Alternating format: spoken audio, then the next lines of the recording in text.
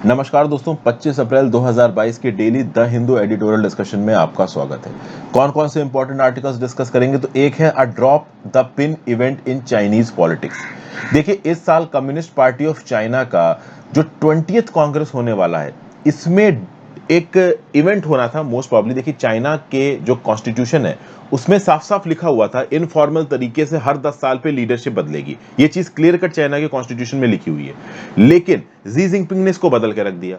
अब इस बार जो 20वीं कांग्रेस होने वाली थी, इसमें लीडरशिप चेंज होना था, लेकिन जी जिनपिंग अपने आप को प्रेसिडेंट फॉर लाइफ डिक्लेयर कर चुके हैं।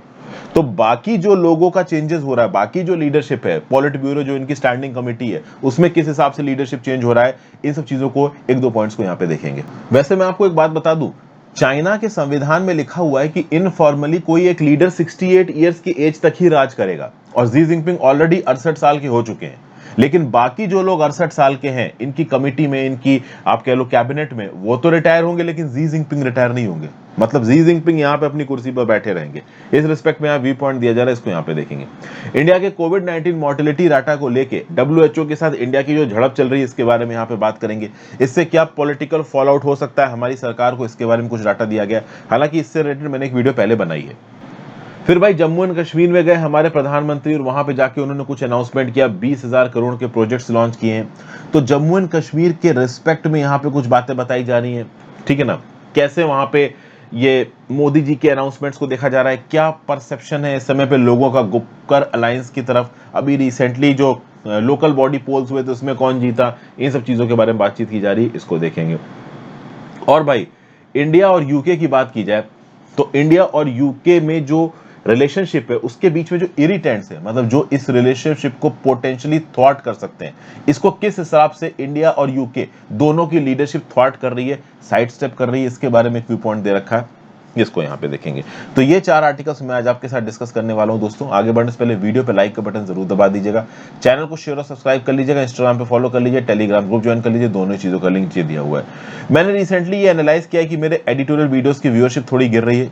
उसका एक रीजन मैं बताता हूँ। मुझे पता है कि देखिए, एडिटोरियल बहुत हद तक एनालिटिकल होते हैं, और एनालिटिकल स्टडीज की रिक्वायरमेंट बहुत सारे बच्चे, जैसे जो पीसीएस एग्जाम की तैयारी कर रहे हैं, वो उतना इंटरेस्टेड नहीं है इसको करने में। प्लस बच्चे चाहते हैं कि एडिटोरियल की वीडियो में कुछ क्वेश्चंस भी मिल जाएं, कुछ और एक्स्ट्रा इन्फॉर्मेशन भी मिल जाए, और मैं केवल एडिटोरियल्स के मतलब को आपको समझाता हूं।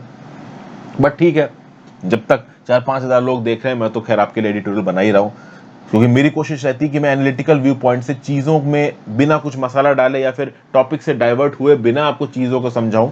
यही मेरा टारगेट रहता है, क्योंकि बाकी जो न्यूज़ेस होती हैं वो तो मैं डेली करंट अफेयर्स में कवर कर ही देता हूं। आजकल तो Vini sir one liner current affairs भी बना रहे हैं, तो वो 2 वीडियोस, मैं तो 3 वीडियोस के हिसाब से आपकी करंट अफेयर्स को लेकर चलता हूँ, ताकि होलिस्टिकली आपकी तैयारी हो जाए। इंडिविजुअल वीडियोस भी आती रहती है। तो चलिए शुरुआत करते हैं, लेट्स सी आगे कैसे परफॉर्म करती हैं ये वीडियोस।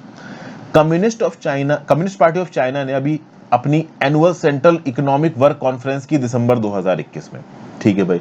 उस समय पे इनका टारगेट क्या था, स्टेबिलिटी। अब कौन सी स्टेबिलिटी की बात कर रहे हैं, तो पॉलिटिकल स्टेबिलिटी की भी बात कर रहे हैं, इकोनॉमिक स्टेबिलिटी की बात कर रहे हैं, ट्रेड स्टेबिलिटी की बात कर रहे हैं, हर प्रकार की स्टेबिलिटी की बात कर रहे हैं। और आप देखो तो अभी मार्च 2022 में सेशन हुआ नेशनल पीपल्स कांग्रेस का, और Chinese people's political consultative conference भी यहां पे हुआ। लेकिन इस साल का जो सबसे इंपॉर्टेंट इवेंट है चाइना के अंदर, वो है चाइनीज कम्युनिस्ट पार्टी की 20th नेशनल पार्टी कांग्रेस। और इस पार्टी कॉन्फ्रेंस में लीडरशिप चेंजेस को एग्जीक्यूट किया जाएगा। देखिए, ये जो चाइना के ड्रीम के रियलाइजेशन की बात हो रही है ना, मतलब हम चाइना ड्रीम की तरफ बढ़ रहे हैं, इस ट्रेजेक्टरी के बीच में चीजों को अगर रिव्यू किया जाए तो भाई, अब टारगेट हर कंट्री का है, चाइना का भी, कि अपने आप को मॉडर्न पावरफुल नेशन में बदलना है, ट्रांसफॉर्म्ड इंटरनेशनल ऑर्डर में अपनी जगह बनानी है। 100th anniversary of the founding of people Republic of China, 1949 में पीपल रिपब्लिक ऑफ चाइना बना था, कम्युनिस्ट पार्टी ऑफ चाइना राज में आ गई थी माओ जेडोंग के अंदर। तो जब 100 साल बीत जाएंगे इस इवेंट को, 2049 तक, चाइना बिल्कुल ग्रेट, सबसे पावरफुल नेशन, सबसे पावरफुल और रिफॉर्म्ड मिलिट्री नेवी की तरह उभर के पूरी दुनिया के सामने आए। तो ये इस समय पर टारगेट है चाइना का। और इस टारगेट के रिस्पेक्ट में लीडरशिप बहुत मेजर रोल प्ले करती है और इस साल की 20th पार्टी कांग्रेस में लीडरशिप चेंजेस होने वाले हैं। लेकिन एक बात तो क्लियर है कि जी जिनपिंग अपनी कुर्सी पर से नहीं हटेंगे। जी जिनपिंग पार्टी की लीडरशिप भी रखेंगे, वो कम्युनिस्ट पार्टी ऑफ चाइना के जनरल सेक्रेटरी बने रहेंगे, वो प्रेसिडेंट भी मोस्ट प्रॉब्ली बने ही रहेंगे, वो मिलिट्री की कमान भी अपने हाथ में रखेंगे। मतलब ये जो 10 साल तक का टेन्योर होता था लीडरशिप का और 10 साल के बाद ऑफिशियली लीडरशिप को छोड़ना पड़ता था, कोई और लीडर कुर्सी पर बैठे। चूंकि चाइना के अंदर कम्युनिस्ट पार्टी ऑफ चाइना के अंदर कलेक्टिव लीडरशिप की बात की थी। ये बात किसने की थी? तो ये बात की थी डेन जाओपिंग ने। डेन जाओपिंग ने कम्युनिस्ट पार्टी ऑफ चाइना को अंदर से रिफॉर्म करने की कोशिश की थी, जो कि कम्युनिस्ट पार्टी ऑफ चाइना को काफी तगड़ा डैमेज पहुंचाया था माओ जेडोंग ने। माओ जेडोंग लेके आए थे कल्चरल रेवोल्यूशन 1966 से 1976 में, जिसके चलते इनकी सोशल फैब्रिक को बहुत हद तक बड़े बड़े ड्रॉट्स भी आ गए थे, लोग बड़ी तादाद में मरे थे। तो उस समय पे लीडरशिप से जो गलतियां हुई थी, उन गलतियों को सुधारने के लिए डेन जाओपिंग ने कुछ चेंजेस किए थे। इन चेंजेस में ये लिखा गया कि भाई जो चाइना का संविधान है उसमें एक लीडर 5 ईयर का टेन्योर करेगा as the head of the state. मतलब वो 5 साल के टर्म तक ही प्रेसिडेंट रह सकता है, मैक्सिमम 10 साल तक प्रेसिडेंट रह सकता है। एक कलेक्टिव लीडरशिप की बात की गई कि हाँ भाई, कम्युनिस्ट पार्टी ऑफ चाइना के अंदर ओवरऑल बहुत सारे पार्टी कैडर्स के लीडर आएंगे और वो मिल के चाइना को चलाएंगे। लेकिन जी जिनपिंग ने इस पूरे समीकरण को बदल के रख दिया। जी जिनपिंग ने बोला कि नहीं भाई, मैं हूं लीडर, मेरी पर्सनालिटी के चारों तरफ तुम लोग घूमोगे। तो जो कलेक्टिव लीडरशिप का सिद्धांत था, ये कहीं ना कहीं जी जिनपिंग ने हटा दिया है। और ये कैसे पता चलता है? तो सिंपल बात है, जी जिनपिंग ने अपने आप को प्रेसिडेंट फॉर लाइफ डिक्लेयर कर दिया। अभी 20th पार्टी कांग्रेस में ऑफिशियली जी जिनपिंग अपने टेन्योर तो इनका बढ़ेगा, 5 साल के लिए बढ़ेगा या फॉर लाइफ बढ़ेगा, ये बात तो देखो 20th पार्टी कांग्रेस में ही पता चलेगी। लेकिन ये जो डेन जाओपिंग का सिद्धांत था कि नहीं भाई कलेक्टिव लीडरशिप, ये कहीं ना कहीं यहां पे वॉयलेट हो गया। ओके, अब कुछ और बातें हैं। देखिए, सिंपल बात यह है कि जी जिनपिंग का जो टेन्योर है वो तो बढ़ेगा ही। आपको पता होना चाहिए लीडरशिप पोजीशंस के लिए 68 इयर्स की टाइम लिमिट है चाइना के संविधान के अंदर, और चाइना का संविधान बड़े आराम से अमेंड हो जाता है। जो उनकी टॉप लीडरशिप है वो चाहे तो संविधान अमेंड कर सकती है, वही यहाँ पे जी जिनपिंग ने किया। तो अब मिस्टर जी जिनपिंग के ऊपर तो ये 68 साल वाली लिमिट लगेगी नहीं, ये खुद ही 68 इयर्स के हो चुके हैं। तो जो दूसरे कैबिनेट मिनिस्टर हैं, इनकी जो पॉलिट ब्यूरो स्टैंडिंग कमेटी है, उसके जो मेंबर्स हैं, उनके ऊपर जरूरी 68 साल की लिमिट लगेगी। फिर अभी के लिए चाइना के जो प्रीमियर है ली किकांग एक प्रेस कॉन्फ्रेंस में ऑलरेडी बोल चुके हैं कि मैं इस साल अपनी कुर्सी छोड़ दूंगा। चूंकि इनका 10 साल का टेन्योर खत्म हो रहा, तो ली किकांग को अपनी औकात पता है, वो पहले बोल दे रहे हैं कि नहीं भाई, मैं तो बाहर निकल जाऊंगा, मेरा 10 साल का टेन्योर कंप्लीट। अभी जो पॉलिट ब्यूरो है, जो आप कह सकते हो सेंट्रल कैबिनेट है चाइना की, उसमें है 25 मेंबर्स। और उस पॉलिट ब्यूरो के अंदर भी जो 7 सबसे इंपॉर्टेंट मेंबर्स होते हैं, जिसको आप बोलते हो पॉलिट ब्यूरो स्टैंडिंग कमेटी, तो इन 25 मेंबर्स में से पॉलिट ब्यूरो के 11 मेंबर्स 68 साल के हो जाएंगे। तो टेक्निकली चाइना के संविधान के हिसाब से इनको चेंज करना पड़ेगा।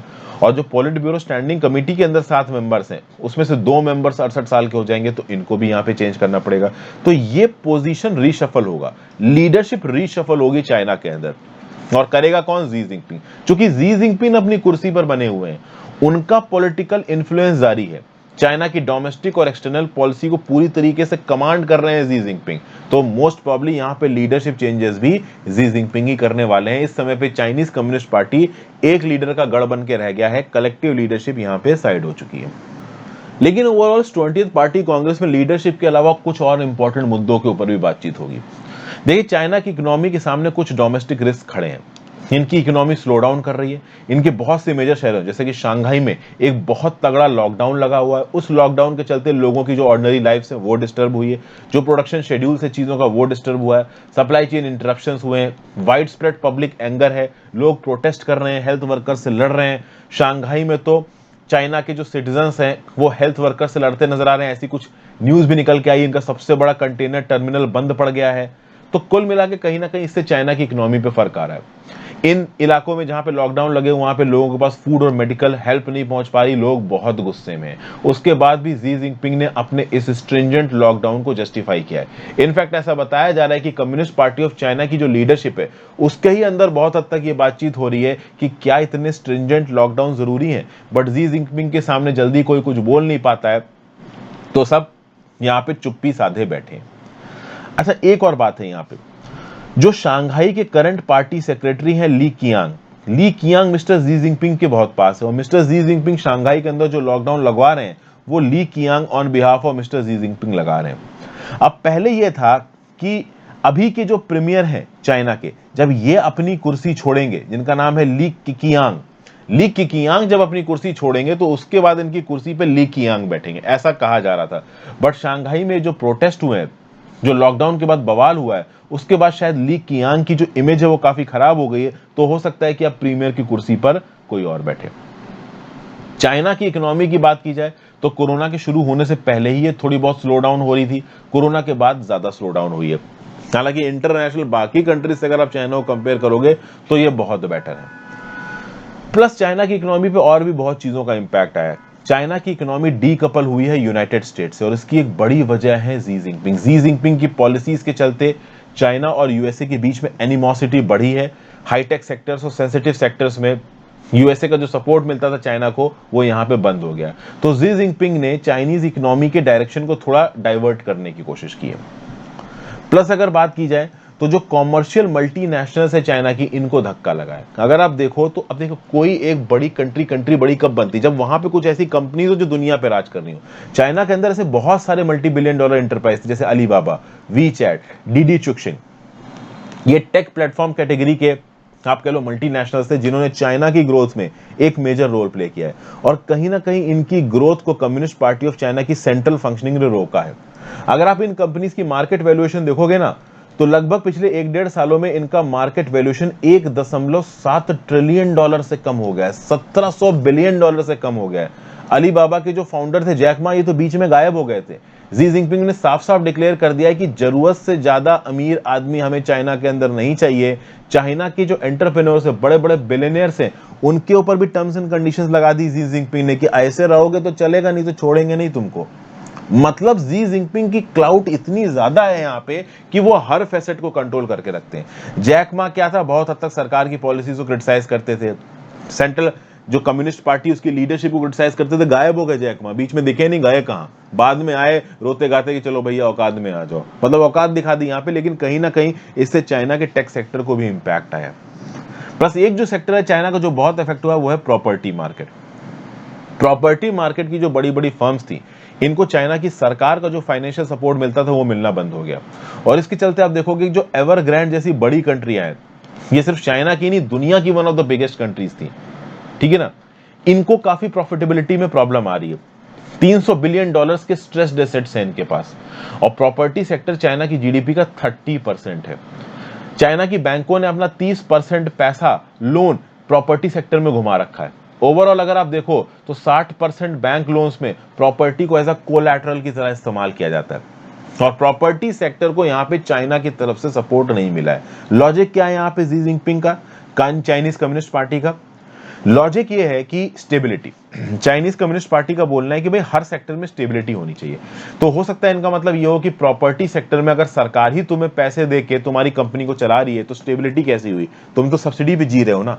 अगर तुम्हें as a sector as a company survive करना है तो अपने फाइनेंसेस पे सर्वाइव करो, इसी को यहाँ पे स्टेबिलिटी बताया जा रहा है। लेकिन इस स्टेबिलिटी के चलते प्रॉपर्टी मार्केट्स को चाइना में बिलियंस ऑफ डॉलर्स का धक्का लगा है। फिर उसके बाद एक चीज है चाइना में लोकल गवर्नमेंट फाइनेंसिंग व्हीकल्स। देखिए चाइना की जो लोकल गवर्नमेंट्स है ना, उनको टारगेट्स दिए जाते हैं कि आप अपने इलाके में कितना ट्रेड इंप्रूव कर सकते हो, कितना इंफ्रास्ट्रक्चर बना सकते हो। अब ये लोकल गवर्नमेंट्स के पास खुद तो पैसा है नहीं, तो ये जो लोकल गवर्नमेंट्स हैं ये बैंकों से पैसा उठाती हैं अपने इंफ्रास्ट्रक्चर को फाइनेंस करने के लिए, रियल एस्टेट डेवलपमेंट को फाइनेंस करने के लिए। और लोकल गवर्नमेंट फाइनेंसिंग व्हीकल्स ने 2013 में लगभग 2.3 ट्रिलियन डॉलर के लोन उठा रखे थे, 2020 तक 8 ट्रिलियन डॉलर के लोन उठा रखे हैं, जो कि चाइना की जीडीपी का ऑलमोस्ट 50% है। तो लोकल लेवल पे जो म्युनिसिपैलिटीज हैं वो बहुत हद तक बैंकों के कर्जे में डूबी हुई हैं इंफ्रास्ट्रक्चर को कंप्लीट करने के लिए, और ये चीज के लिए कहीं ना कहीं चाइना के इस पर्टिकुलर लोकल म्युनिसिपैलिटी सेक्टर को क्रिटिसाइज किया जाता है कि ये बहुत हैवी लोन लेके इंफ्रास्ट्रक्चर बिल्डअप करते हैं, और इसको इंटरनेशनली ज्यादा कवर भी नहीं किया जाता। लेकिन ये चाइना की इकोनॉमी का एक वीक पॉइंट है। तो यहाँ पे चाइना की वल्नरेबिलिटीज को हम लोग समझने की कोशिश करते हैं, काफी हद तक हमने यहाँ पे देखा। प्लस ओवरऑल रशिया जो कुछ भी यूक्रेन के अंदर कर रहा है, जिसके चलते चाइना की इंटरनेशनल स्टैंडिंग काफी गिर गई है। क्योंकि देखिए चाइना की एक लिमिट है रशिया के साथ अनलिमिटेड पार्टनरशिप दिखाने की। जिस प्रकार से यूएसए और यूरोपियन यूनियन को जरूरत है चाइनीज सप्लाई लाइंस की, चाइनीज में मैन्युफैक्चर्ड सस्ते गुड्स की, उसी प्रकार से चाइना को भी यूएस और यूरोपियन यूनियन की जरूरत है। एक लंबे समय तक चाइना आंख बंद करके रशिया का सपोर्ट करे और अपनी इकोनॉमी को डेंजर में डाले, ये देखिए यहां पे हो नहीं सकता है। और रशिया ने जो यूक्रेन में किया है, इसके चलते रशिया की जो इंटरनेशनल स्टैंडिंग है वो बहुत हद तक गिर गई है। रशिया ने यूक्रेन के ऊपर अटैक किया, यूक्रेन को कब्जा तो नहीं पाया, लेकिन यूक्रेन के ईस्टर्न हिस्सों को बाकी अब तक कब्जा लिया है। अब एक यहाँ पे पैरेलल नैरेटिव ये भी चल रहा है कि इस प्रकार का एक अटैक चाइना ताइवान पे ऊपर कर सकता है और ताइवान को कब्जा सकता है, लेकिन अब चाइना के लिए ये बहुत मुश्किल हो गया है, क्योंकि इसका पॉलिटिकल और इकोनॉमिक फॉल आउट क्या है ये पूरी दुनिया को नजर आ गया है। तो कल की डेट में जी जिनपिंग अगर ये प्लान बनाते हैं कि मैं अटैक करके ताइवान को कब्जा लूं, तो जी जिनपिंग की खुद की कुर्सी खतरे में पड़ सकती है, क्योंकि अभी के स्टेटस को में सबका भला हो रहा है, ताइवान भी फल फूल रहा है, चाइना भी फल फूल रहा है। अब ऐसा तो है नहीं कि चाइना अटैक करके ताइवान को कब्जा लेगा तो जो चाइना के जो आम नागरिक है उनकी जेब में पैसा ही पैसा भर जाएगा। ये तो पॉलिटिकल मुद्दे हैं, और कहीं ना कहीं ताइवान के लोग अपनी खुद की इंडिपेंडेंस चाहते हैं, क्योंकि वो डेमोक्रेसी के अंदर जी रहे हैं, और डेमोक्रेसी वाले लोग कभी भी टोटलिटेरियन रिजीम के अंदर नहीं आना चाहेंगे। तो कुल मिला के जो चाइना की ग्लोबल स्टैंडिंग है वो थोड़ी कमजोर हो रही है, और ये बात ऑब्वियस सी बात है, चाइनीज प्लानर्स को भी पता होगा। ये आगे आने वाले समय में पता चलेगा कि जी जिनपिंग कैसे इस सिचुएशन को टैकल करते हैं। फिर आ जाते हैं setting India's Covid mortality data. देखिए, वैसे तो इस पर्टिकुलर टॉपिक के बारे में मैं पहले वीडियो बता चुका हूं, जैसा कि मैंने आपको बताया कि 5,20,000 डेथ्स दिसंबर 2021 तक रिपोर्ट की हैं किसने, इंडिया ने। लेकिन WHO के डाटा के हिसाब से दिसंबर 2021 तक इंडिया में हो सकता है कि 40 लाख डेथ्स हुई हो, 4 मिलियन डेथ्स हुई हो। अब जैसे ये डाटा WHO की तरफ से आने लगा, इंडिया ने यहाँ पे चीजों को ब्लॉक कर दिया। इंडिया ने WHO को बोला कि यार ये क्या मजाक कर रहे हो, ये किस प्रकार का मॉर्टिलिटी डाटा दिखा रहे हो, ये कौन से काउंटिंग पैरामीटर्स को आपने यहाँ पे कंसीडर किया है। मतलब WHO से ऑलमोस्ट यहाँ पे इंडिया लड़ सा गया। और इसीलिए आप देखोगे कि न्यूयॉर्क टाइम्स में एक आर्टिकल छपा जिसने ये बोला कि भाई इंडिया WHO के एफर्ट्स को थ्वार्ट कर रहा है, ब्लॉक कर रहा है, WHO की काउंटिंग मेथोडोलॉजी को चैलेंज कर रहा है। तो इसके चलते न्यूयॉर्क टाइम्स में जो आर्टिकल छपा, इसको लेके भी इंडिया ने यहां पे क्रिटिसाइज किया। तो बेसिकली यहां पे WHO की ऐसी कौन सी काउंटिंग मेथोडोलॉजी थी जिसको इंडिया इस हद तक क्वेश्चन कर रहा था, ठीक है ना। किस हिसाब से 5,20,000 जो डेथ्स थी इंडिया की, इसको WHO ने 40 लाख दिखा दिया। तो इसकी एक वजह यह बताई गई कि WHO ने अनकाउंटेड डेथ्स को भी काउंट किया है। मतलब कि देखो, जो लोग कोविड-19 की वजह से मरे वो तो मरे ही मरे। अब मान लो किसी इंडिविजुअल को कोई एक नॉन कम्युनिकेबल डिजीज है, कैंसर, और उसके साथ उसको कोविड-19 हो गया, उसकी मृत्यु हो गई, तो इंडिया में हो सकता है सरकार ने इसको as a cancer death count किया और WHO ने इसको as a covid death count कर लिया। उसके साथ साथ कोविड फैलने की वजह से हेल्थ सर्विसेज इफेक्ट हुई, तो जिन लोगों को बाकी बीमारी थी, कोविड-19 नहीं था, वो हेल्थ सर्विस को एक्सेस नहीं कर पाए, उनकी यहाँ पे मृत्यु हुई, तो उस मृत्यु को भी कोविड डेथ में यहाँ पे काउंट किया। तो इसके चलते ओवरऑल जो नंबर निकल के आ रहा है इंडिया के डेथ काउंट का, वो बहुत ज्यादा बड़ा निकल के आ रहा है, और इसीलिए इंडिया क्वेश्चन कर रहा है WHO की मेथोडोलॉजी को। हालांकि बहुत सारे लोग WHO की मेथोडोलॉजी को सही भी बता रहे हैं। अब बात यहाँ पे ये है कि इंडिया इसको अपोज कर क्यों रहा है। यहाँ पे मैं आपको बता दूं कि ये जो चपल मेहरा जी हैं, ये पब्लिक हेल्थ स्पेशलिस्ट हैं, एक्टिविस्ट और राइटर हैं। ये कुछ हद तक ऐसी बातें भी बोल रही हैं जो प्रेजेंट सरकार के अगेंस्ट जा सकती हैं। फॉर एग्जाम्पल, प्रेजेंट सरकार के अगेंस्ट ये बोल रहे हैं कि इंडिया के कोविड-19 रिस्पॉन्स में बहुत डिलेस थे, बहुत डेनियल्स थे। बहुत लंबे समय तक हमारे कोविड-19 के जब नंबर बढ़ रहे थे तो हमारी सरकार ने ये नहीं माना कि कम्युनिटी ट्रांसमिशन हो रहा है, क्योंकि जब कम्युनिटी ट्रांसमिशन सरकार मान लेती है तो स्ट्रिंजेंट लॉकडाउन मेजर्स आपको लगाने पड़ेंगे, और कम्युनिटी ट्रांसमिशन हो रहा है इस बात को मानने में सरकार ने बहुत देर लगा दी। तब तक काफी हद तक कोरोना फैल चुका था। प्लस पहली कोरोना वेव जब खत्म हुई, उसके बाद जो हमारे पॉलिटिकल लीडर्स थे वो कांग्रेचुलेशंस देने लगे, एड्यूलेटरी मैसेजेस देने लगे, अलग अलग कोरोना के मैनेजमेंट प्रोटोकॉल्स की तारीफ करने लगे। उन्होंने बोला कि हमने मिलकर कोरोना को हरा दिया है, लेकिन उस समय तक सेकेंड वेव नहीं आई थी। जब फरवरी 2021 के बाद सेकेंड वेव शुरू हुई और लोग थोक के भाव मरना शुरू हुए, तब जाके भाई सबकी आंखें खुली, हमने अरेंजमेंट्स किया, ऑक्सीजन सिलेंडर्स की कमी हो गई, लोग उससे मर गए, उल्टी सीधी दवाइयां खा रहे हैं, रिएक्शन हो गया, उससे मर गए। मतलब एक ऐसा डेडली डेल्टा वेरिएंट आया, बेसिक हेल्थ फैसिलिटीज कम पड़ गई, हालात लोगों की हद से ज्यादा खराब थी। शमशान घाट में लोगों की लाशें जलाने के लिए लकड़ी तक नहीं थी, लोगों को बरी करना पड़ा मजबूरी में। हिंदू धर्म में बरी नहीं कराया जाता है, लाशें जलाई जाती हैं, लेकिन अब वुडी नहीं, आप कैसे जलाओगे, इलेक्ट्रिक क्रेमेटोरियम्स की अवेलेबिलिटी नहीं है। इंडिया की पूरी आबादी डिवास्टेट हो गई, हेल्पलेस हो गई। अब कहीं ना कहीं ये सब चीजें पास्ट में हुआ है, लेकिन जो लोगों की मेमोरी होती है शॉर्ट लिव्ड होती है। इस शॉर्ट लिव्ड मेमोरी को वापस लेके आएगी यहाँ पे WHO की रिपोर्ट, इसलिए इसका एक पॉलिटिकल फॉलआउट हो सकता है। और दिस में बी अ रीजन कि यहाँ पे जो सेंटर है वो ओवरऑल इस रिपोर्ट को पब्लिश नहीं करवाना चाहता। इस रिपोर्ट को बहुत इनॉर्मस पॉलिटिकल रेविलेंस है। इससे क्या है कि जो अभी के लिए अपोजिशन है भारत सरकार का केंद्र के लेवल पे, वो अपोजिशन जो बहुत कमजोर पड़ गया है, इसको थोड़ा एम्यूनिशन मिल जाएगा सरकार को क्रिटिसाइज करने के लिए। और ये जो सरकार अपने आप को क्लेम करती है कि इन्होंने कोविड-19 को हरा दिया है, इसके पास्ट फेलियर्स को पूरी दुनिया के सामने यहाँ पे फिर से दोहराया जाएगा। इसलिए मोस्ट प्रॉब्ली WHO की इस रिपोर्ट को इसके करंट फॉर्म में इंडिया नहीं चाहता है कि छपे। अच्छा, भारत सरकार का भी जेन्युइन कंसर्न है कि भाई 5,20,000 डेथ्स हमने रिपोर्ट किए, आप 40 लाख बोल रहे हो। यार 5 लाख से 40 लाख तो 8 गुना हो गए, इतनी थोड़ी ना डेथ्स बढ़ गई हैं। हो सकता है 7-8 लाख हो, 10 लाख हो, थोड़ा एक रीजनेबल फिगर दो, बिल्कुल ही तुमने 8 गुना बढ़ा के 40 लाख कर दिया, तो ये तो कोई लॉजिक नहीं है। किस प्रकार से आपने इस हद तक डेथ काउंट को बढ़ा दिया, इस बात पे भारत सरकार क्वेश्चन कर रहा है। तो थोड़े बहुत मेरिट्स तो भारत सरकार के भी स्टैंस में है, लेकिन कहीं ना कहीं WHO एक बहुत ही वाइड मैनिफेस्टेड फिगर को यहाँ पे सामने रखने की कोशिश कर रहा है, जो कि कहीं ना कहीं भारत सरकार के जो हेल्थ एस्टेब्लिशमेंट और हेल्थ प्रोटोकॉल्स हैं उसको क्रिटिसाइज करता है। फिर भाई बहुत सारे क्वेश्चंस फिर से भारत सरकार के ऊपर उठेंगे। जब इतनी मौतें हुई तो क्या इनको अवॉइड किया जा सकता था? क्या सरकार अच्छी प्रिपरेशन नहीं कर सकती थी? क्या ग्लोबल वार्मिंग के फेस में हेल्थ एस्टेब्लिशमेंट एक्टिव नहीं हो सकती थी? क्या भाई ये पैंडेमिक के बीच में इलेक्शन कंडक्ट करवाना जरूरी था?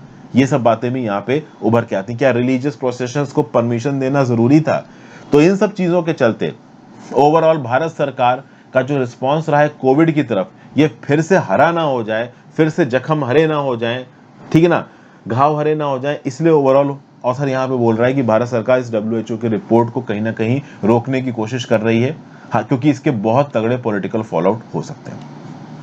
फिर भाई addressing discontent, the projects of J&K will benefit the union territory but they are not enough to reverse discontent. देखिए भैया, रेजिडेंट्स ऑफ जम्मू को एड्रेस कर रहे थे हमारे मोदी जी, ठीक है ना। जम्मू एंड कश्मीर को स्पेशल स्टेटस मिला अगस्त 2019। उसके बाद जम्मू एंड कश्मीर के रेजिडेंट को पहली बार सामने सामने रूबरू हुए हमारे प्रधानमंत्री मोदी जी। प्रधानमंत्री मोदी जी ने बोला कि भाई यूनियन टेरिटरी को हमने जो प्रॉमिस किया था कि इसकी नेशनल कैपिटल के साथ, मतलब दिल्ली के साथ जो कनेक्टिविटी करेंगे, इन्वेस्टमेंट लेके आएंगे, वो हम फाइनली यहाँ पे लेके आ रहे हैं। टूरिज्म को हम हार्बिंगर ऑफ प्रोग्रेस बनाएंगे, ये हम यहाँ पे लेके आ रहे हैं। इस यूनियन टेरिटरी में बहुत से कॉन्फ्लिक्ट थे। वैसे तो ये यूनियन टेरिटरीज बहुत सारे डेवलपमेंटल इंडिकेटर से इंडिया से अच्छी है, पर ये जो per capita net state GDP है, इसमें जम्मू एंड कश्मीर बाकी स्टेट से पीछे हो जाता है। फाइनेंशियल ईयर 2017 में जम्मू एंड कश्मीर 21वें नंबर पे था per capita net state GDP में। तो ये जो कनेक्टिविटी प्रोजेक्ट्स प्रधानमंत्री द्वारा किए गए, जो जम्मू एंड श्रीनगर को दिल्ली से जोड़ेंगे, यूनियन टेरिटरी की इकोनॉमी को आगे बढ़ाएंगे, ये लॉकडाउन और कम्युनिकेशन रिस्ट्रिक्शंस के बाद हम एम्प्लॉयमेंट अपॉर्चुनिटीज को यहाँ पे क्रिएट करेंगे, UAE के इन्वेस्टर्स आके जम्मू एंड कश्मीर में इन्वेस्टमेंट करेंगे। तो इससे क्या होगा कि कश्मीर वैली में डेवलपमेंट बढ़ेगा, और आपके परदादाओं को, पेरेंट्स को जो प्रॉब्लम झेलनी पड़ी है वो आज के यूथ को झेलनी नहीं पड़ेगी, ऐसा मोदी जी ने यहाँ पे बोला। अच्छा, कश्मीर वैली के अंदर एक टूरिस्ट फुटफॉल भी बढ़ा है। नो डाउट सिक्योरिटी कंसर्न से कश्मीर के अंदर टेररिस्ट अटैक हुए थे, कुछ लोगों को गोलियां मारी गई, उसके बावजूद भी जो टूरिस्ट हैं वो जम्मू एंड कश्मीर के अंदर जा रहे हैं। ऑब्वियस सी बात है, कश्मीर की खूबसूरती का तो क्या ही बोलना है, आप और हम सब जानते हैं कि कश्मीर खूबसूरत, उसमें कोई आपके लिए दो राय है नहीं। इंटरनेशनल ट्रैवलर्स भी कश्मीर जा रहे हैं इसकी नेचुरल ब्यूटी की तरफ अट्रैक्ट होकर, इस बात के बावजूद कि ग्लोबल ट्रैवल बैन लगा हुआ है। और कश्मीर की local political party, separatist factions भी चाहते हैं कि भाई टूरिस्ट हैं, क्योंकि जब टूरिस्ट आते हैं तो पैसा आता है, पैसा आता है तो इकोनॉमी प्रोलिफरेट होती है, जो वहां के रहने वाले लोग हैं उनको काम करने को मिलता है, एम्प्लॉयमेंट मिलता है, उनकी जिंदगियां चलती हैं। ठीक है भाई, तो ओवरऑल इस कंटेक्स्ट में जो मोदी जी का अनाउंसमेंट, अब ये कितना प्रॉपर होगा, कितना प्रॉपर नहीं होगा, क्या यहाँ पे बीजेपी की जो स्ट्रैटेजी रही है J&K के अंदर वो हमेशा सक्सेसफुल रही है? क्या लोग बीजेपी की स्ट्रैटेजी को मान रहे हैं? तो देखिए, ये जो स्पेशल स्टेटस हटाया गया है J&K का, ये पूरी तरीके से सक्सेसफुल नहीं हुआ है लोगों के माइंड में। ये इससे पता चलता है कि रिसेंटली ही डिस्ट्रिक्ट डेवलपमेंट काउंसिल के इलेक्शंस हुए लेट 2020 में, और उसमें सारी की सारी सीटें गुपकर अलायंस जीत गया, खासकर कश्मीर वैली में। तो कहीं ना कहीं जो गुपकर अलायंस है, जो कश्मीर की नेटिव पॉलिटिकल पार्टीज हैं, जो कि डीलिमिटेशन के अगेंस्ट बात कर रही हैं, जो कि ये जो कश्मीर का स्टेटस को था इसको रिवोक किया गया था, कश्मीर के स्पेशल स्टेटस को हटाया गया, इसके अगेंस्ट बात कर रही हैं, उनकी अभी भी आप कह लो बादशाह कहीं ना कहीं कश्मीर के लोगों के दिलों में है। तो यहाँ पे केंद्र की सरकार को भी समझ में आ गया, बीजेपी को भी समझ में आ गया कि भाई हमको रियल डेवलपमेंट ग्राउंड लेवल पे लेके जाना पड़ेगा, और वही ले जाने की कोशिश यहाँ पे सरकार कर रही है। इसीलिए 20,000 करोड़ की इन्वेस्टमेंट यहाँ पे प्लान की गई है। हालांकि इस 20,000 करोड़ की इन्वेस्टमेंट्स के जो इंटेंडेड आउटकम है, इनको देखने में समय लगेगा, 3-4 साल। देखिए, कोई भी डेवलपमेंटल एक्सरसाइज एकदम से बूस्ट नहीं मारती, थोड़ा समय लगता है इकोनॉमिक एक्टिविटी को टिक करने में। फिर भाई जो रिजल्टेंट डिसकंटेंट है कश्मीर की आवाम के अंदर, वो भी थोड़ा सा बढ़ा है। टेररिस्ट वायलेंस में स्पर्ट देखने को मिला है। मोदी जी जब गए यहाँ पे कश्मीर में, तो जस्ट जिस विलेज में मोदी जी एड्रेस दे रहे थे, पल्ली विलेज, इससे 14 किलोमीटर दूर 2 फिदाइन मिलिटेंट्स को मार गिराया हमारी आर्मी ने। अब कश्मीर में मिलिटेंट्स तो देखो एक्टिव हैं, ये सबको पता है, लेकिन at the same point of time हमारी आर्मी भी यहाँ पे एक्टिव है। आर्मी की एक्टिविटीज के चलते लोगों को यहाँ पे मतलब प्रॉब्लम्स ना हो, उनको सहूलियत रहे, ये भी यहाँ पे मेंटेन करना बहुत जरूरी है। तो कश्मीर के अंदर टास्क को कट आउट करना अपने आप में केंद्र सरकार के लिए काफी चैलेंजिंग टास्क है। कोशिश तो हो रही है, over the course of time पता चलेगा कि जो सरकार की strategy in the Kashmir valley ये कितनी सक्सेसफुल हो रही है और कितनी फेलियर हो रही है। ठीक है भाई, ये चीज हमने देखी। अब चलते हैं अगले आर्टिकल की तरफ, साइड स्टेपिंग इरिटेंट्स। भाई बोरिस जॉनसन आए थे यूके के प्रधानमंत्री इंडिया के अंदर। वैसे तो अर्ली 2021 में आना था, पर कुछ लास्ट मिनट कैंसिलेशंस हुए, लेकिन फाइनली बोरिस जॉनसन दिल्ली पहुंचे और यहां पे इन्होंने इंडिया के साथ कोऑपरेशन की बात की, ट्रेड में, डिफेंस में, क्लाइमेट चेंज में, साइबर सिक्योरिटी में।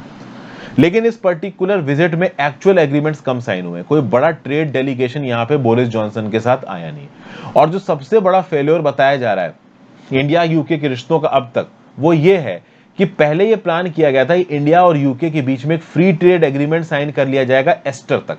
एस्टर एक क्रिश्चियनिटी का त्योहार है, अप्रैल महीने में मनाया जाता है, लेकिन ऐसा हुआ नहीं, फ्री ट्रेड एग्रीमेंट यहाँ पे साइन हुआ नहीं। और वो तब हो रहा है जब इंडिया यूएई के साथ और कंट्रीज के साथ फ्री ट्रेड एग्रीमेंट साइन कर रहा है। रिसेंटली पिछले 2 महीने में कौन कौन सी कंट्रीज के साथ फ्री ट्रेड एग्रीमेंट इंडिया ने साइन किया है, नीचे कमेंट बॉक्स में बताइए। तो यूके के साथ फ्री ट्रेड एग्रीमेंट साइन क्यों नहीं हो पा रहा? क्या नेगोशिएशंस में कुछ प्रॉब्लम आ रही है? कुछ ऐसे पेंडिंग इश्यूज है जहां पे इंडिया यूके एक दूसरे के साथ कोऑर्डिनेट ना कर पा रहे हो? तो इस फॉलआउट को अवॉइड करने के लिए मिस्टर जॉनसन और प्रधानमंत्री मोदी जी ने एक डेडलाइन फिक्स की। उन्होंने बोला अक्टूबर एंड तक या दिवाली तक हम ओवरऑल एक फ्री ट्रेड एग्रीमेंट साइन कर लेंगे और इंडिया यूके के बीच में जो बायलैटरल ट्रेड है इसको दुगना कर देंगे 2030 तक। ये यहां पे बोला गया है। मिस्टर जॉनसन ने भी बिल्कुल ऑप्टिमिस्टिक साइन किया कि एफटीए किसी भी हाल में इंडिया के साथ अक्टूबर तक साइन हो जाएगा, इन व्यू ऑफ द फैक्ट कि यूएई और ऑस्ट्रेलिया के साथ इंडिया ने रिसेंटली एफटीए भी साइन किया है। यूके का एक कंसर्न और है कि जो स्कॉच विस्की है ये कम इंपोर्ट ड्यूटी के अंदर या बिना इंपोर्ट ड्यूटी के इंडिया के अंदर पहुंचे। ऑस्ट्रेलियन वाइन के लिए इंपोर्ट ड्यूटीज कम किए तो हो सकता है यूके की स्कॉच विस्की के लिए भी कम कर दे। यूके से एक बड़ी ही इंपॉर्टेंट आप कह लो डिमांड है इंडिया की कि हमारे जो इंडिया के वर्क प्रोफेशनल्स हैं इनको आप वर्क वीजा एलोकेट करिए। अब इमिग्रेशन एक बड़ा ही मेजर मुद्दा है यूके के अंदर। यूके के लोग जल्दी बाहर के लोगों को अपनी सोसाइटी में आने नहीं देते, तो इंडिया के प्रोफेशनल्स को ज्यादा वर्क वीजा दे पाना कि वो यूके में सेटल होकर अपना काम कर सकें, जॉब कर सकें, ये अपने आप में एक बड़ा डिसीजन होगा यूके के लिए। इसके पॉलिटिकल फॉलआउट्स इंग्लैंड की सरकार को डोमेस्टिक पॉलिटिक्स में हो सकते हैं, इसके लिए हो सकता है एफटीए में यहाँ पे प्रॉब्लम हो रही हो। फिर यहाँ पे 2 लीडर्स ने ग्रीन टेक्नोलॉजी ट्रांसफर की बात की, इंटरनेशनल क्लाइमेट फाइनेंस की बात की। इंडिया ने अभी रिटर्न में ये नहीं दिया है कि हम नेशनली डिटरमिन्ड कंट्रीब्यूशन को फॉलो करेंगे। नेशनली डिटरमिन्ड कंट्रीब्यूशंस अलग अलग कंट्रीज ने बताए हैं ओरली, और इंडिया ग्राउंड लेवल पे इनको इंप्लीमेंट करने की कोशिश भी कर रहा है, बट रिटर्न में अब तक नहीं दिया है। रिटर्न में देने के लिए इंडिया को एश्योरेंस चाहिए कि हाँ भाई जो आपने ट्रिलियंस ऑफ डॉलर्स की बात की है वो भी हमें दो। फिर भाई जो मुद्दे पे मोदी गवर्नमेंट सेंसिटिव है, करंट बीजेपी की सरकार सेंसिटिव है, जैसे यूक्रेन का मुद्दा हो गया, ह्यूमन राइट्स वायलेशन का मुद्दा हो गया, इसके ऊपर ज्यादा बकवास नहीं की यहाँ पे बोरिस जॉनसन साहब ने। बोरिस जॉनसन साहब ने यह भी बोला कि ठीक है भाई हम समझते हैं रशिया के साथ एक लंबी रिलेशनशिप है इंडिया की, रशिया बहुत हद तक स्ट्रेटेजिकली डिपेंडेंट है, इंडिया बहुत हद तक स्ट्रेटेजिकली डिपेंडेंट है रशिया के ऊपर वेपन्स के लिए, इंडिया का एक ट्रबल्ड नेबरहुड है, तो ओवरऑल यहाँ पे हम इंडिया के ऊपर प्रेशर नहीं डाल सकते, हम इंडिया की प्रॉब्लम को समझते हैं और इंगेज करने की कोशिश करेंगे।